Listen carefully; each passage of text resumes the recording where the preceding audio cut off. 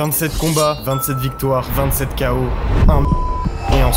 C'est le palmarès effrayant du boxeur avec l'histoire la plus tragique. Tragédie qui prend forme le 18 avril 2010, quand la police espagnole reçoit un étrange appel. Une réceptionniste d'hôtel signale qu'un homme prétend avoir tué sa femme dans une chambre d'hôtel. La police débarque alors et se rend vite compte que l'homme n'a pas menti. Il retrouve le corps inerte de sa femme marqué de plusieurs coups de couteau. Mais l'auteur du massacre n'est pas n'importe qui.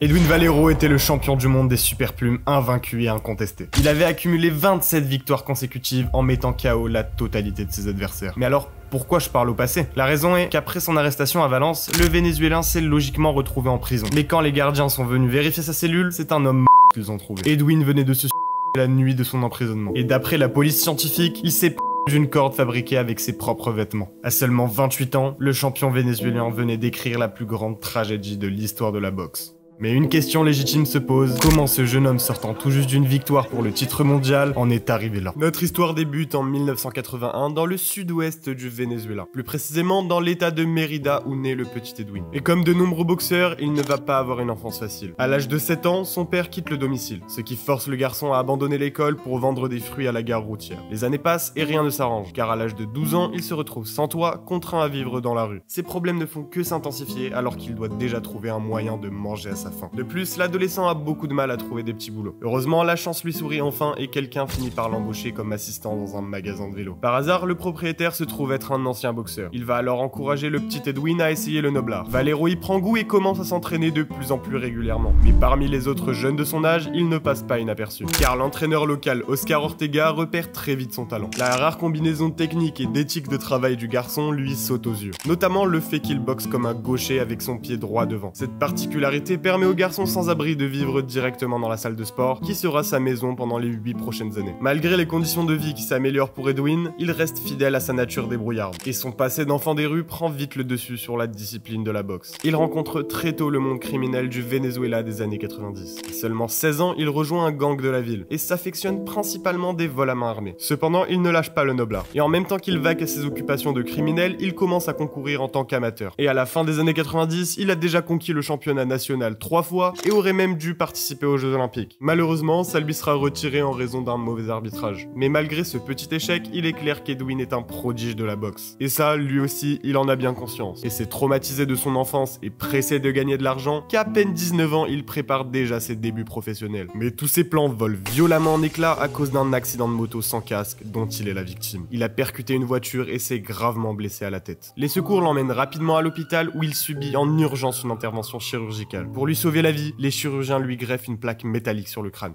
Edwin est enfin sauvé, enfin, c'est ce qu'il pense être. Parce que c'est à partir de ce jour-là que la vie de Valero va prendre un grand virage. Pour le meilleur et pour le pire. À cause de cet accident, il va garder de lourdes séquelles qui lui déclenchent des épisodes de paranoïa souvent accompagnés de crises de colère. Les médecins font tout pour le persuader de quitter le ring. Mais malgré ça, 1 an et demi après, Edwin s'apprête enfin à faire ses débuts pro dans son pays natal. Et ce qu'on peut dire, c'est que la catégorie des superplumes n'était pas prête à recevoir un tel puncher. Bon, on peut clairement affirmer que le gaucher n'a pas volé son surnom de dynamite, parce que Valero est à peine à ses débuts et décide d'enchaîner 8 combats en seulement 10 mois. Et les gagner ne lui suffit pas, il va le faire qu'avec des KO et en plus au premier round. En 2003, il poursuit son rêve de devenir une star mondiale et pour ça, il doit se diriger vers une destination en particulier. Edwin commence à arpenter les salles de boxe mythiques des États-Unis et se fait même un nom là-bas. De nombreux témoins affirment qu'il dominait les séances d'entraînement et de sparring contre les meilleurs de sa catégorie. Si bien qu'il finit par obtenir un nouveau surnom, El Inca, par rapport à ses origines supposées ces descendants des mystérieuses tribus. Il existe encore des images d'Edwin dominant l'ancien champion du WBC, Eric Morales, lors des séances d'entraînement. Il était également impressionnant contre le détenteur du titre WBO, Mike Ashondo, qui ne pouvait clairement pas suivre le gaucher explosif.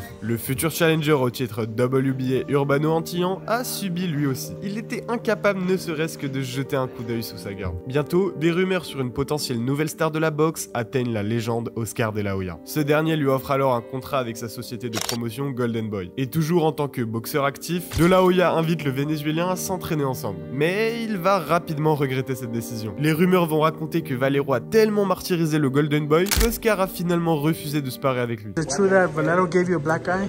Oh yeah, really? Every day. Every time he would hit me, boom.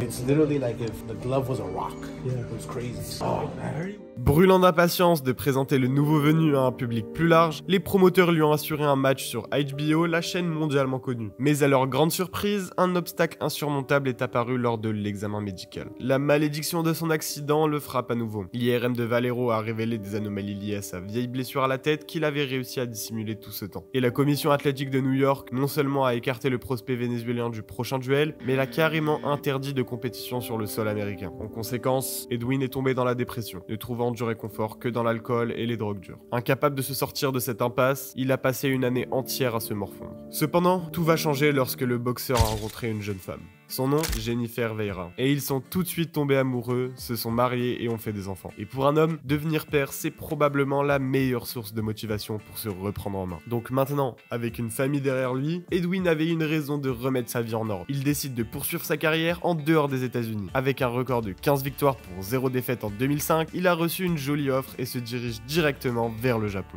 Justifiant son surnom de dynamite, il plante sa première bombe sur le menton de l'adversaire en seulement 15 secondes. Les uppercuts suivants ainsi qu'une rafale de missiles ont forcé le kamikaze local à échanger à mi-distance, là où il n'était pas aussi à l'aise que Valero. Et encore en train de dérouler sa parade mortelle, Edwin explose le compteur de coups et délivre de violents crochets. Blessant son ennemi avec un puissant bras arrière, la guérilla vénézuélienne charge un violent crochet en plein dans le menton.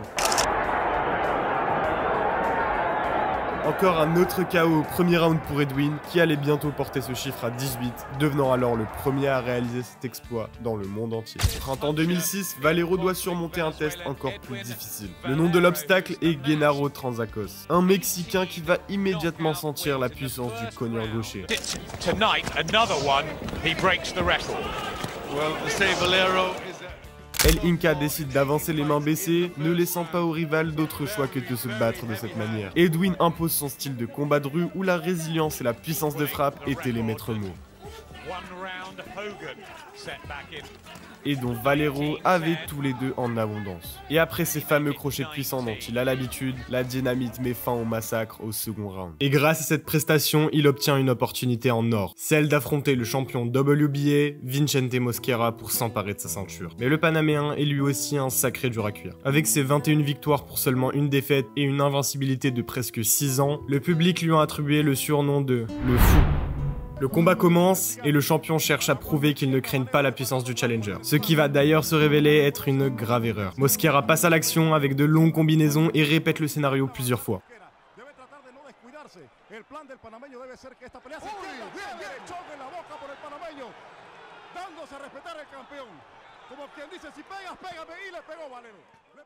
Néanmoins, le menton d'El Inca passe le test avec brio. Donc, dès la deuxième minute, le nombre d'échanges a explosé.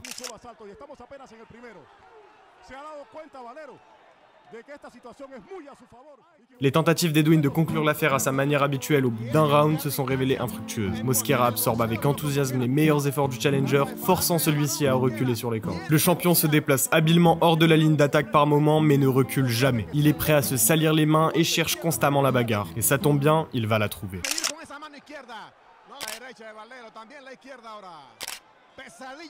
Les échanges de coups ne sont interrompus que par la cloche du troisième round. Le fight reprend, Valero riposte à reculons et réalise lentement pourquoi le Panaméen a reçu son surnom de fou. Le public rugit et des objets commencent à voler dans le ring. Goûtant le tapis pour la première fois dans sa carrière, la dynamite est déterminée à se venger. Il redouble d'efforts pour maintenir le centre du ring et augmente son volume de frappe pour mettre la pression au champion. Il refuse de céder quoi que ce soit et continue d'avancer sans oublier de délivrer un déluge de coups. Les enchaînements réussis fusent de part et d'autre et le combat devient une véritable véritable opposition de volonté. Mais Edwin semblait plus vif et sa gauche atteint sa cible de plus en plus souvent. Sentant un moment décisif arriver, Valero ouvre le 7ème round en chargeant comme un buffle. Mais malgré la fatigue et les blessures, le champion saisit toutes les opportunités de contre-attaque, impossible de suivre le challenger. Et même dans les derniers rounds de cet affrontement épuisant, Edwin maintient un rythme très élevé. Se rendant compte que le champion n'arrive plus à résister comme au début, dans la 10ème reprise, Edwin envoie une autre salve de coups et bloque le champion contre les cordes.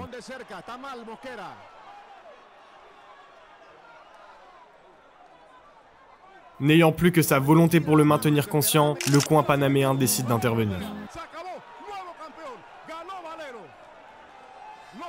À 24 ans, Valero remporte le titre mondial. Il montre au monde qu'il n'est pas seulement un combattant qui finit vite, mais qu'il est aussi capable de traverser les tranchées tout en restant dangereux tout au long d'un affrontement prolongé et épuisant. Après son plus grand triomphe en carrière, Edwin a immédiatement embrassé sa femme bien-aimée. Et à son retour dans son pays d'origine, il est accueilli comme un héros national. Le champion est reçu par ni plus ni moins que Hugo Chavez, le président du Venezuela. Il lui remet d'ailleurs personnellement l'ordre du Libérateur, la plus haute distinction de l'État vénézuélien. Plus tard, Valero s'est déclaré un partisan public du président et à son tour, Chavez est devenu le parrain du boxeur. Cependant, plus il devient célèbre, plus il plonge profondément dans le cercle vicieux de ses addictions. El Inca abuse régulièrement de l'alcool et de la poudre blanche et se tatoue même le visage du président sur le torse. Il commence à souvent perdre le contrôle et enchaîne les crises de colère envers ses proches. Sa femme se retrouve fréquemment prise dans le feu de la fureur du boxeur et on apprendra plus tard qu'il l'a régulièrement. Jennifer avait beau ne jamais se plaindre publiquement, mais les témoignages de ses proches ne mentent pas. Il raconte même qu'elle a fait une tentative de en 2007. Mais pendant ce temps, une lignée de prétendants s'était formée derrière Edwin. Et malgré ses travers, El Inca les détruit sans jamais perdre un seul round. Chaque membre de la liste va expérimenter les points de la dynamite et de sa méchante séquence de finition.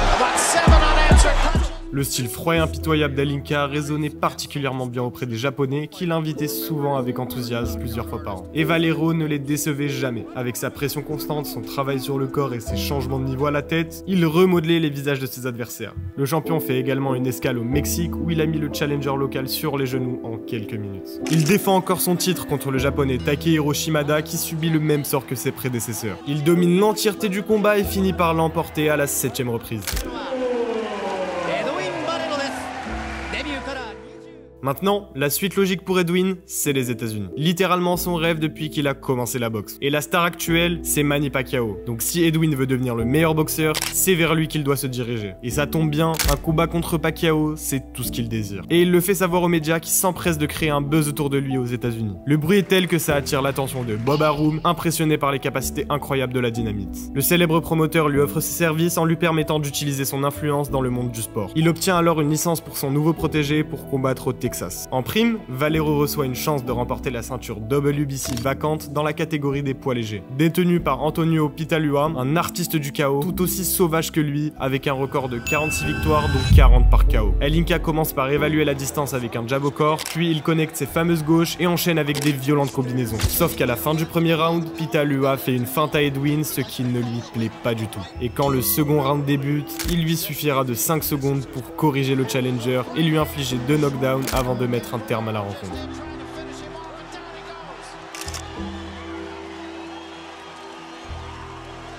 Edwin assure maintenant sa 27ème finition consécutive en 27 combats. Cette nuit violente lui a fait gagner les cœurs des milliers de fans, obtenant pour la première fois la reconnaissance internationale.